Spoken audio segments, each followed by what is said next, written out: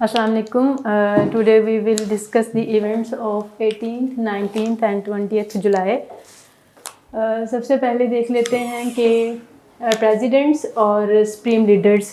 Newspaper के अंदर कुछ प्रेसिडेंट्स इम्पोर्टेंट उन्होंने जिनका जिक्र आया हुआ था और कुछ सुप्रीम लीडर्स का।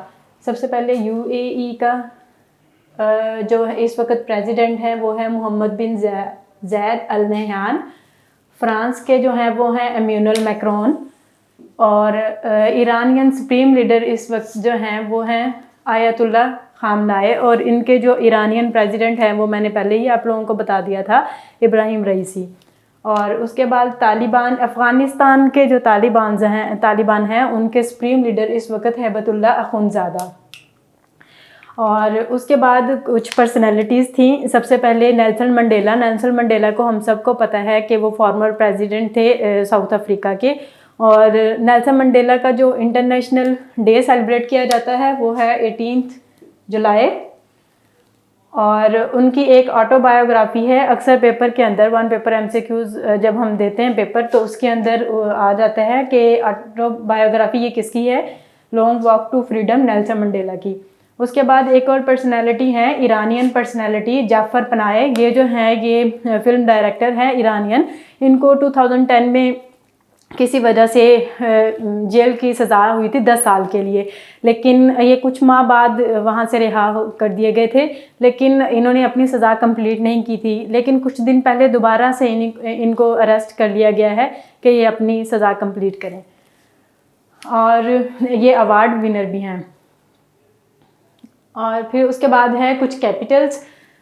सबसे पहले कवैत का है कवैत सिटी। रशिया का है मॉस्को। अफ़गानिस्तान का है काबुल। उसके बाद एक बहुत इंपॉर्टेंट पर्सनालिटी का जिक्र किया हुआ था सूडान की, वो है अब्दुल फतेह अल बुरहान। इन्होंने अक्टूबर 2021 में जो इनका मिलिट्री टेक ओवर है इन्होंने अक्टूबर 2021 में किया था। और सूडान का इस वजह से यहाँ पे मेंशन किया था, सूडान का कैपिटल जो है वो है खर्तूम। ठीक हो गया। उसके बाद कुछ गेम्स का बता देती हूँ। सबसे पहले हैं 2022 की जो एशियन गेम्स हैं वो 2022 में ही होनी थी, लेकिन चाइना के अंदर चाइना ने कोविड की सिचुएशन की वजह से उसको पोस्टपोन कर दिया था। अब वो दोबारा होंगी 2023 में और चाइना के अंदर ही होंगी।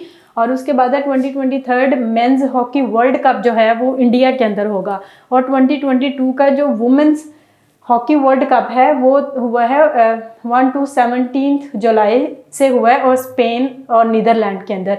स्पेन का कैपिटल जो है वो आप लोग याद कर लें उसको, वो है मैड्रिड।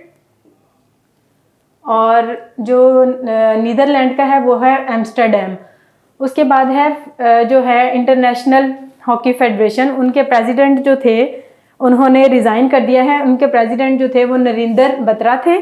उन्होंने रिसेंटली 18 जुलाई को रिज़ाइन कर दिया था। और उन्होंने जो है ये है फेडरेशन है, उन्होंने अपने एक्टिंग प्रेसिडेंट इस वक्त इजिप्ट से चूज़ किए हैं। उनका नाम है सैफ अहमद। ठीक हो गया। और फिर उसके बाद हैं उसके बाद कुछ ऐसे एमसीक्यूज थे, कुछ ऐसे पॉइंट्स थे जिनका प्रॉपर ब्लॉक नहीं बन रहा था, तो मैंने उसको सोचा आप लोगों के साथ वैसे ही डिस्कस कर देती हूँ। आप लोगों ने इसको मेमोराइज करना है, सर इसमें से पेपर आ जाता होता है। सबसे पहले है कि गूगल का earthquake alert system recently Pakistan में लॉन्च किया गया है और वो 19 जुलाई को हुआ है। ठीक हो गया। और उसके बाद है अगर आपसे कोई पूछ लेता है ईरान का नेशनल एम्बलम क्या है, वो है डेट पाम। ठीक हो गया। उसके बाद है टर्किश, ईरानियन, रशियन जो प्रेसिडेंट्स हैं रिसेंटली उनकी मीटिंग हुई है ईरान के अंदर। और इनका पर्पस क्या था, इनका पर्पस ये था कि जो सीरिया है, सीरिया के अंदर टेररिस्ट की के एलिमिनेशन के लिए, टेररिज्म की, तो उसके लिए इन्होंने मीटिंग ये रखी थी।